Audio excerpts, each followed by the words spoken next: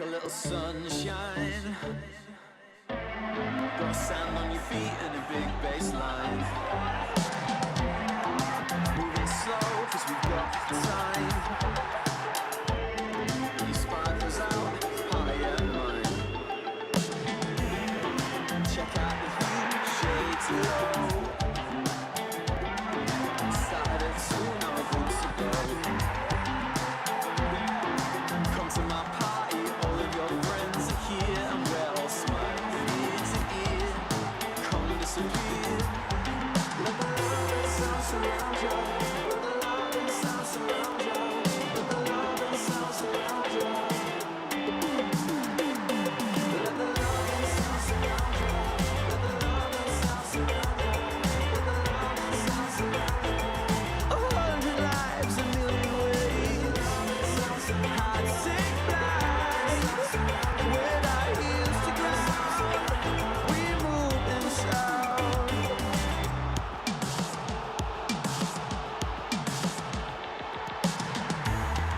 Stars are out and drinks flow.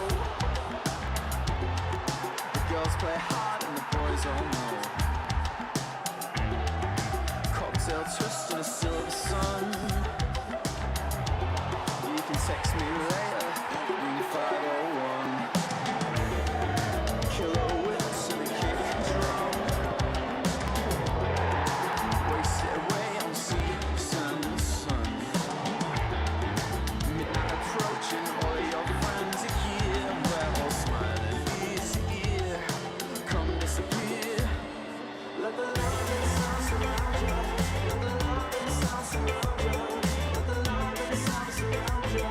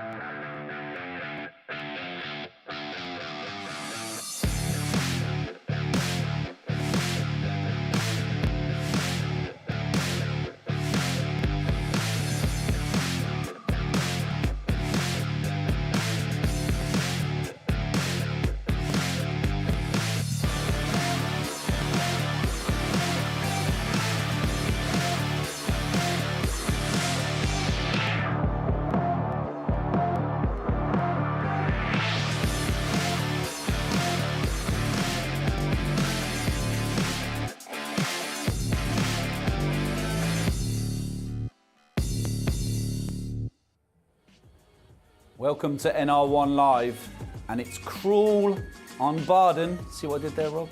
But the big talking point today, I'd imagine for most people, that Tim Krul is back in the side for Norwich City and starts today. All that experience and the troubles they've had with goalkeepers, and as well as Daniel Barden's done since he's come in, the injury to Michael McGovern, Tim Krul is back. Also coming up on today's show, we've got the gantry, we've got Darren Huckabee. Our virtual guest is Peter Pan himself, Jamie Cureton, and we hear from Mario Vrancic all about his teammates. Of course, we've got all the team news as well, as usual. Rob, thanks for joining me. Happy New Year to you. Happy New Year to you as well. We'll chat to you in just a minute, mate. But first of all, we've got some very important guests with us live on the show today as well. Well, I say live, virtually. Take a look at this. We've got some virtual mascots. We've got Dylan Lake, who's age 8. We've got Max Berkey, who's age 8. We've got Logan Meek, age 6. We've got Robert Nichols, who's age 10. We've got Benjamin Copeland, age 11. Ryan Lake, age 13. Finley Hinton, age 10. Callie Wicks, age 8. Benedict Bailey, age 4. Leo Stebbings, age 7. And Josh Newman, age 10. Any relation, Rob? Go on, Josh. Not that I know of. No? No, I don't think so. Maybe like a few hundred years back, maybe they should become linked. But yeah. No, it's great. It's great for these, just to be involved in, okay, it's virtually and whatever, like, but to have their names read out over the TV and the monitor by you as well, superstar. Must be a great day for them, really, isn't it? You've got a couple of big fans as well, haven't you? Rob, you want to say hello too? Yeah, like we're saying Happy New Year's, just a couple of friends, close friends of the family. Trixie Lake and John Abel, really good friends of the family. Just saying Happy New Year to you too. Great, fantastic. Top man, you had a thank good you. New Year? Quiet. Yeah, quiet. Just stayed at home, really, like Christmas, like we should have done. And I think everyone I've spoken to, we're going to have a Happy New Year's party in about July. Yeah, right. So in the sun. In the sunshine as well. We'll say Happy New Year. Goodbye to 2020. 2021 can only be better, mate. So, like I say, fingers crossed. The vaccines are here. Yeah, I mean, people stay safe, stay sensible as well for the next month, 2 months, and whatever. Like, listen to the experts, because they're the ones that know. We think we know some of the times, but they know, they see all the figures. So let's get rid of this. Let's get the vaccines in, and then we can sort of like, I don't know. Yeah. I mean, April, May, we can crack on. Get the fans back. Get the fans back as well. That's perfect. Yeah, brilliant. And here's the first team of 2021 for Norwich City. A couple of changes. We see Ben Gibson is back in the lineup today for Christoph Zimmerman, who drops to the bench, and of course, Vrancic is up top as well. We're playing the number 10 role behind Buendia and Campbell, and Pukki leading the line. Tim Krul is the big talking point, isn't it, Rob? To have him back today. Yeah. As much as it's difficult for, harsh on Daniel Barden, he's done nothing wrong, he's a young kid, but Tim Krul is so vitally important. And is it to be said as well that, to chuck a goalkeeper back in, you haven't got to worry too much about the fitness levels. No. It's not like he needs to build the minutes back up. As long as his muscular injury is fine again today, then he should be fine. Yeah, absolutely. And I don't think they would have chanced him for one game if it were the case of silencing. He's one more game. Let's put Barden in, because he played 45 minutes. But what a great sign. This is like in January, a fantastic new signing. We've got an international goalkeeper that we've had on miss, but hasn't been there for like two months, whatever. But McGovern's done well. And like I say, and the good thing about Barden, he's played 45 minutes, and now we'll be on the bench for the next 3 months by the sounds of it. Yeah, we've got some footage of Barden in an appearance he made against QP the other night, and he didn't do anything wrong, did he? No. He made a couple of vital saves, and actually he didn't have much to do. No. Sometimes that's the hardest point for a goalkeeper, to keep that concentration. He's the first teenager to play between the sticks in 10 years since Declan Rudd, so that's a great accomplishment for him. It's his birthday today, turns 20, so he'll be disappointed he's not in the starting lineup today, but he'll be back on the bench, and it's all that experience for him, isn't it? Keep getting that experience. Yeah, no, and I think disappointed only a touch. I think the positive of him coming and playing 45 minutes, it wasn't a cameo role against QPR, it was a real long performance. It was a whole 45 minutes. And to be number 2 to this guy, because that's what he's going to be for the next 2 months, because McGovern's a 3-month injury, so they're saying. So to be second in command to Tim Krul, he's going to learn so much being around him in the dressing rooms and whatever. So for the kid, positive, maybe not in the starting lineup, but I think there'll be so many positives going through his body saying, I'm in and around the first team definitely for the next 4 or 5 months, which is fantastic. Yeah, brilliant news to him. We're going to chat to another club legend now, of course. Up on the gantry for us today is Darren Huckabee. Hucks, Happy New Year to you, first of all, mate. Happy New Year, boys. As you said, mate, you look like you've underclubbed a little bit there today with your clobber on. You're not cold out there? I'll be up and down the gantry if I start getting cold. Have you not been on your run today yet? No, 13k this morning, so nice and steady. Oh, just the 13k, pretty impressive. Mate, look, we're going to talk to you a little bit about Todd Cantwell. He's been back in the side now, played really well these last few games, and I know you've been quite active on social media talking about Todd. You know him very well. He's had to learn a lesson, hasn't he, over the recent sort of couple of months, I guess. Yeah, obviously there's a little bit of speculation about him leaving in the summer, but like I say, you know, he took a bit of a bollocking. The manager told him what was what, and like I say, he's worked himself back in the team. And to be honest with you, he's been, you know, one of our better players over the last 4 or 5 games. He has, but you know, Todd is himself, isn't he? Todd is a player that you don't want to take that side out of him. It's his personality. As much as people see and hear things about Todd, Todd's a great kid. You know, we know him very well. He's a really nice lad, but he has his own style. He has the way he is, because that's what makes him the player he is. You take that out of him, you don't have the Todd Cantwell we see today. No, he's one of them players that sometimes you've just got to let them do their own thing in a team shape. You know, we're lucky we've got 2 great players in him and Bundia, and you know, if we're honest, they're probably the 2 most creative players in the league. So it's up to Toddy to stay focused, you know, not believe the hype, and start producing goals and assists. You know, that's the most important thing when you're in them positions. So, you know, you can look the white you want, you can have blonde flowing locks, but if you get goals and assists, nobody cares. Yeah, exactly that. But also looking behind those 2 as well, you've got McLean and Skip who are forging a great partnership at the moment. How important is it to have that kind of that stableness behind them, because you know, you've got your maverick players and go forward, but you need that stability behind you as well? Yeah, I think Skip's probably been the standout player of the season for me so far. You know, coming in not knowing what to expect really, because obviously playing in the Spurs reserves or 23s is nothing compared to playing championship football week in, week out. And I think he's been excellent. He's all over the pitch. He does the jobs that, you know, other people don't want to do. So in our formation with the attacking players we've got, to have 2 of them kind of players, you know, making sure that the team's digging in, being hard to beat is good to have. Well, let's fast forward a few months, Hucks, to the end of the season and Norwich get promotion. Is Skip someone you think the club will want to keep hold of? You know, will they get him on loan? Would they want to try and buy him permanently? What would you think would be the answer to him? Oh, it'll be down to Spurs eventually. But, you know, like I say, he's done a great job for us. But if Spurs are pushing towards the top 4 of the Premier League, you know, is there a place for Skip in their team? Probably not. So it's probably better for his development if we're in the Premier League to come and play for us and, you know, get a bit more experience.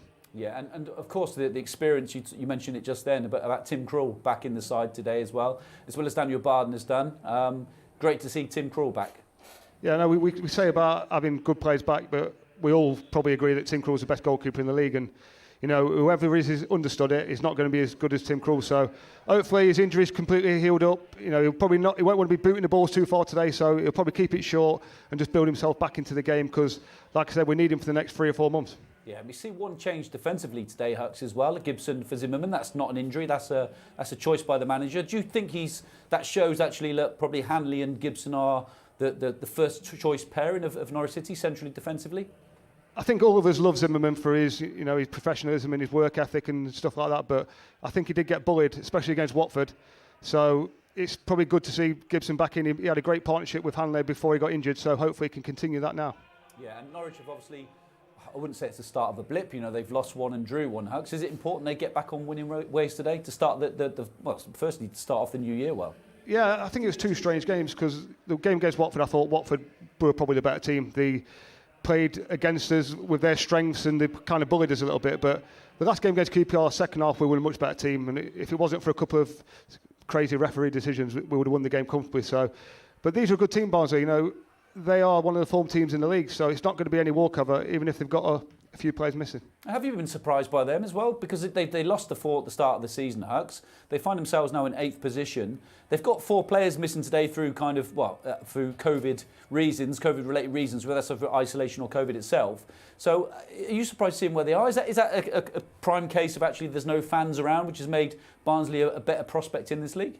Yeah, we spoke about this many times. I do think that with what's going on with no fans, it can either go against you or it can go with you. So they're obviously playing well.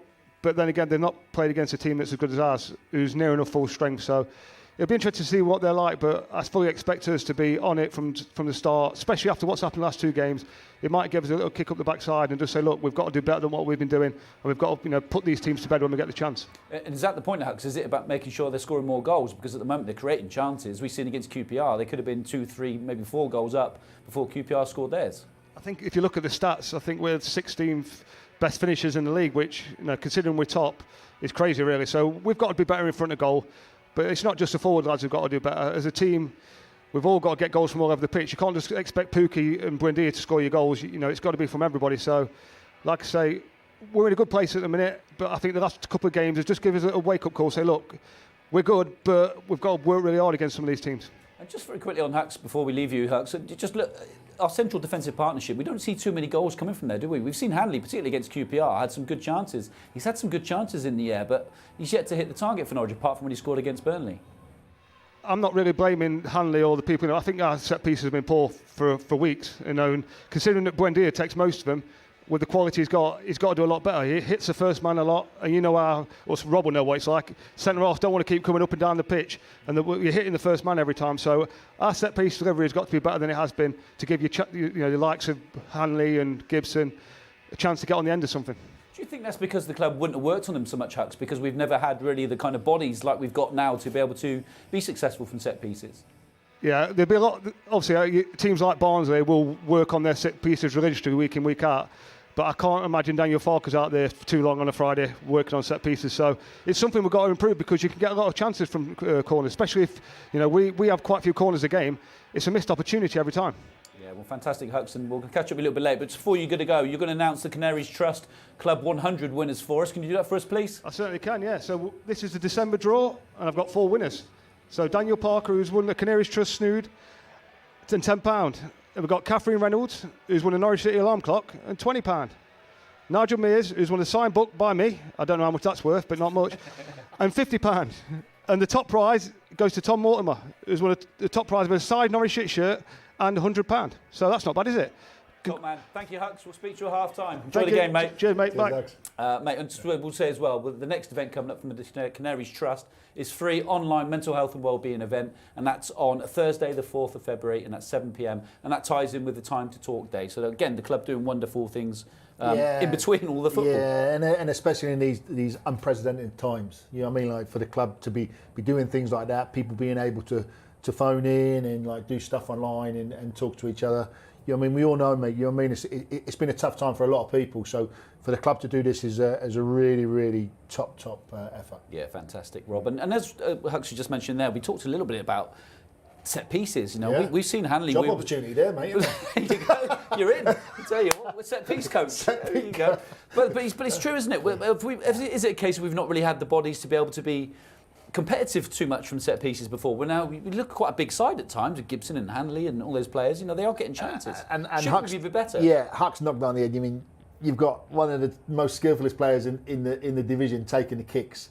Basically, if you've got some degree of organisation and pre-planning that are done, I mean, you've got enough bodies in there. You've got Hanley, you've got Zimmerman, you've got Gibson, Pukki's clever movement. So there's so many different free kicks you do now. Is it a long ball to the edge of the box? Is it a whip one to the near post? So you've got to practice them. And like Huck said, teams like Barnsley will practice those, because I don't know the exact stat, but I think it's a high stat percentage that teams score goals from set pieces. Yeah. It's a well-known fact. Even when we played, you know what I mean? Set pieces was so important. I mean, we probably did more defensively. This is how you combat them. But if you did it offensively, then it gets you goals, mate. Which is so important when you're not probably scoring as many goals through open play as you have done in recent games. And surely that's something to add to your armoury, another string to the bow. It's a weapon. And as you said, I mean, you've got Hanley, who's good in the air. QPR, mate, he's had 2 free headers. Free headers. Basically, he's missed the target. Hit the target, make the goalkeeper make a save at least. But he never did. He's got to really concentrate on that, because it is such a an impact on a team's performance. And when you're not scoring goals in open play, set pieces are the next best thing. Yeah, and we've got the highlights from QPR now we're going to take a look at as well, and we're going to talk over these as we go through them, Rob. We had some great chances, didn't we? I mean, Pukki feels he was fouled on that one. So again, there was a penalty shout there. And Pukki's an honest player. He's not one that dives. So he's obviously been touched in some kind of manner. And we're going to take a look at this one again, because this one's been really controversial, hasn't it? If we can roll that back, Joe, our producer's going to roll that back for us. Right back to when Vrancic first plays the ball through. Now, I'm not quite sure the rule entirely, right? I probably should do. So Vrancic has got the ball here. So just before you stop there. He's onside. So, but Todd Cantwell's offside. So he's offside now. So is that where he's been given offside? Would that be given? Yeah, because he's no. in offside position. You could say he's not involved in the play, He's not but in he that is. phase of play, is But he? he scores the goal. So He is scores he the giving goal, it for but- that, or is he giving it for the later one? Yeah, well, the second one becomes the second phase of play, and this is where first phase, second phase one. But I don't think he's offside here. I mean, you said he was in front of him. I don't think he's in front of him. I think that's a goal, mate, all day long. But like you say, if the linesman were looking across, he would have seen Todd Cantwell ahead of Pookie. Yeah. So probably that's what he's given for, because he cannot have given it for that ball across because it was a square pass. And the free kick was actually given. It was just inside the 6-yard Yeah, box, so yeah, it must have been yeah, given for the yeah. second incident. But I Yeah. guess It's tough, mate. it is. It's a real difficult one. But Norwich had some. As you've seen here, QPR Yeah. have had a chance. Not had a Yeah. chance. Norwich have had 3 Yeah. or 4 really good ones. This one again, another penalty for Timo Pukki this Definite season. penalty. Definite penalty. Yeah, it I mean, was Todd does lose his foot in a little bit, but he does get knocked and goes down, and a great penalty. And that's the gift that we got. You know what I mean? Like I said, we weren't going to score. They had an offside goal, I think, you know what I mean, poorly ruled out. So 1-0 up, you know what I mean, Vranic should win that tackle. Yeah. Vranic should What win about that this one, tackle. though? And this one as well. Does Zimmerman need to make the No, challenge? doesn't need to lean you've on got him? his partner coming across. If he scores from there, he does really, really well. So So look, you've got Hanley coming across as well. Do you think he's protecting the goalkeeper there? He almost doesn't want the goalkeeper to I make a just think save, it's a is it? natural thing. He puts his arm up. And players sort of like, as soon as an arm goes on them in the box now, Yeah. they go down. And for some reason, this. Have you ever done one of these, Rob? You ever had anything as bad as this? No. You ever done that? No. Are you sure? No. Yes. Okay. 100%. I don't even think I got in that position to close it.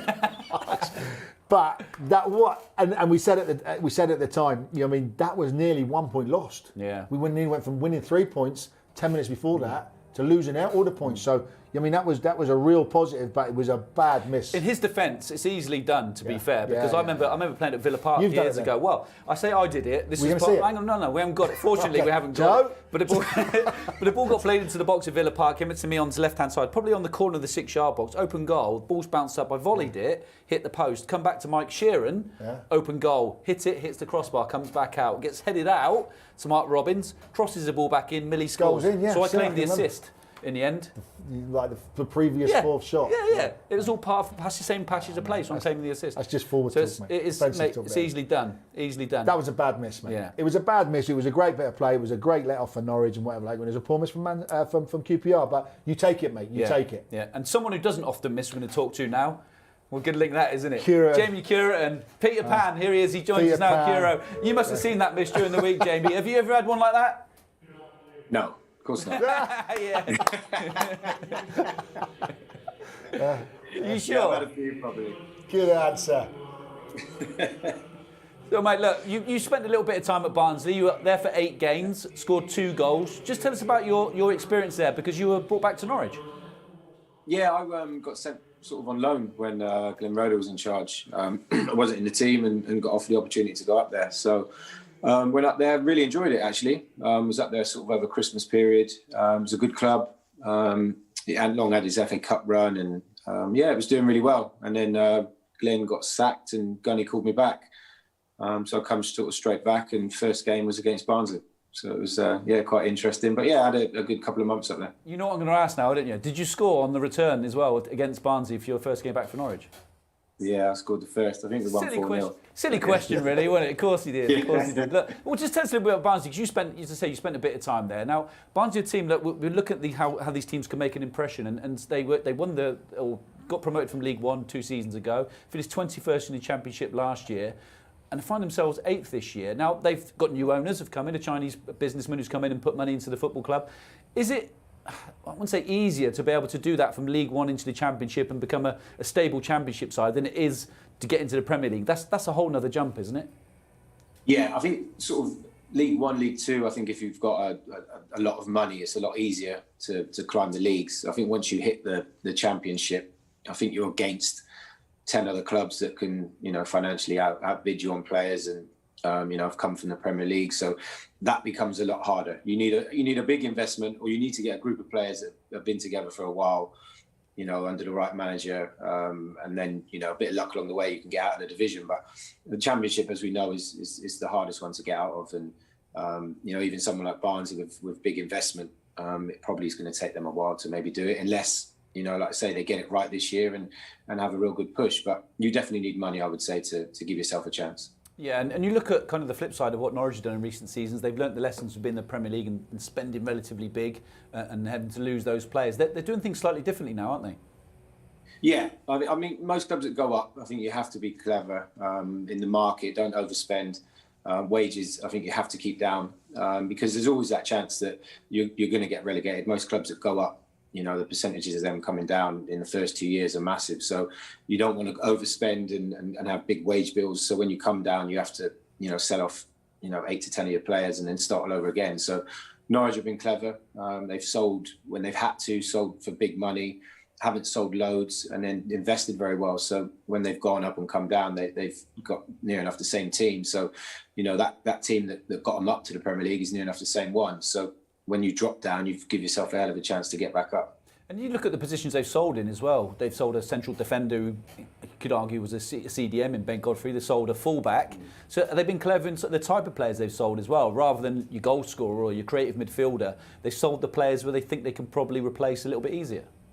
Yeah, I think so. If you sell Pookie, you've probably got to go and spend 15, 20 million to replace him, especially the goals. So within a fullback and a centre-back, they probably felt they had cover or felt that they could go into the market and not spend that much money. So, yeah, that was smart. If you'd have sold, creative players, then, they cost a lot more money. So, yeah, I think they've been clever in that, and they've given themselves, by doing that, a great opportunity to go back up. And been a natural goal scorer, Jamie. I'm not going to blow smoke up your butt now, but I have to say you were probably the most natural goal scorer I ever played with. So certainly everything you did on the pitch was great. It was off the pitch. You probably in the younger years you weren't quite so dedicated.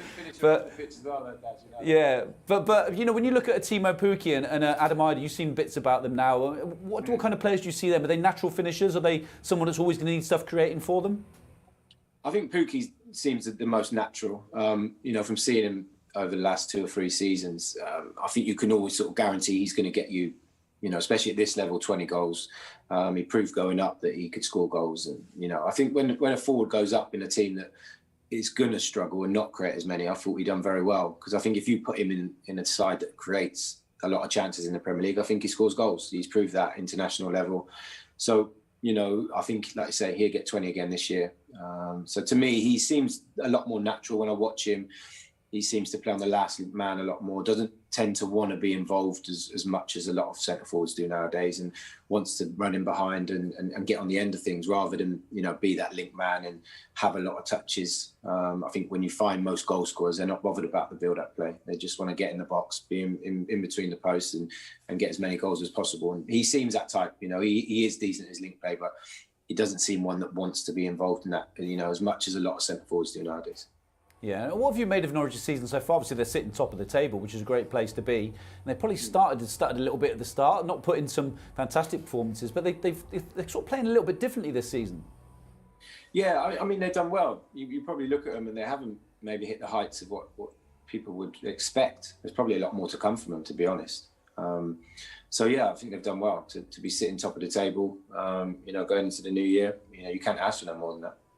Yeah, have you been dyeing your hair, Jamie? Because it seems to have got a little less grey than it was before. No grey. No, I don't know. It's changing. It's good luck. There is a few greys in there. Don't worry about it. He is Peter Pan, mate. Absolute Peter Pan. Mate, thanks for joining us. We'll see you at half time. No problem. Cheers, Dad. Cheers, Rob. Some man. We just talked about Timo Pukki then. We've got a match-up now, head-to-head of Timo and Cauley Woodrow's obviously the centre forward for Barnsley. I mean, not too dissimilar. No. You'd argue Cauley Woodrow does a bit more assisting than Timo does. They're sort of similar stats there, really, aren't they? Yeah, don't know too much about Woodrow, but like you say, the stats there are pretty good. Like you say, 8 goals, 4 assists, says that he's got ability outside of the box as well to create, which is quite happened because, like, Timo Pukki don't have that many assists, does he? No, he's a goal scorer. He's the one. Is he someone where he almost becomes a luxury, and if he's not scoring goals, then you can't afford to have him in the side because he doesn't do that enough to create things for anybody else. Looking at that stat, you mean most definitely you think along those lines, but he's such a match winner, and like you say, you mean any aspiring centre forwards. If you want to learn off a centre forward, Timo Pukki is one you learn off. You mean, how many times does he get offside with his runs? Not very often.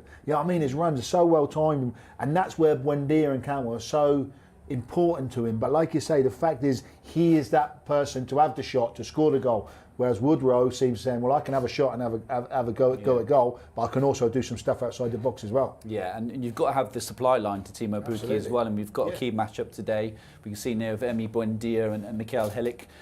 you know, again, you'd expect Emi to beat anybody up against in his key matchups in this league, wouldn't you? The form he's in at the moment, because he's not just creating stuff now, he's adding goals to his game as well. Which was always a problem for him. Up until like the last, like I say, last couple of months where he scored those 6 goals, 6 assists, all of a sudden he becomes a different player, that becomes a more attractive player. He's got ability. You know what I mean? He's not young anymore. No, He's 24. He is what he is now. People expect him. Yeah. They still kind of thinking we haven't had him that long. You seem to think he's a youngster, but he's not. No, 24 is a good age, not at his peak, so he's still got more to come. The improvement, I think, is sort of like... What is peak now, Rob? Because it was always 28. 27, 28. I still think it is. Is it? So you still think it is? So players don't play longer now, the No. peak is a little bit later? No, I think it's still 27. 28, where you get to that is where I am at my best. But like I say, he's 24 years old now. He's getting goals in his game, and that was a massive sort of like negative for him. Everyone's saying, well, yeah, he's the best assist, which he was.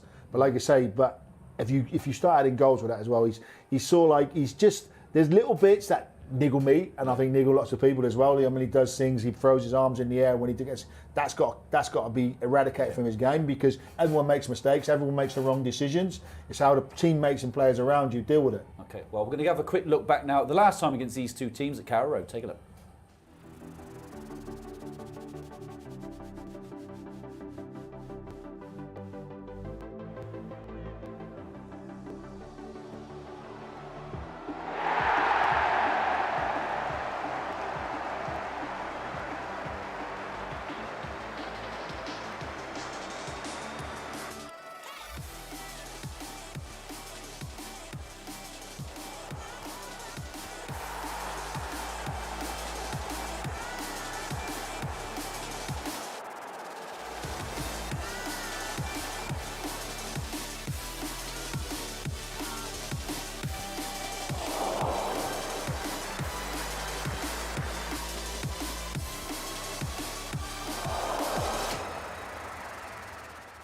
You can never gauge too much from those previous ones, can you? Did you see Barnsley as a bit of an unknown quantity today? Yeah, I think they are like an unknown team coming in here. I mean, all the teams we played, we've sort of like known 3 or 4 of their players. They've either been on loan there or whatever. Like, but you look at Barnsley and you think, well, what have they got? So, I mean, it's going to be interesting to see what they've got. But if Norwich play to their potential, got a great goalkeeper back in there now. Hopefully, fingers crossed, we'll get them. Barnsley have got 3 or 4 missing. So how disruptive is that for them? Is it a case of today they're playing the top of the team at the top of the table? Do they just come on and get the game played? To me, it sounds like the manager making an excuse before the game has started.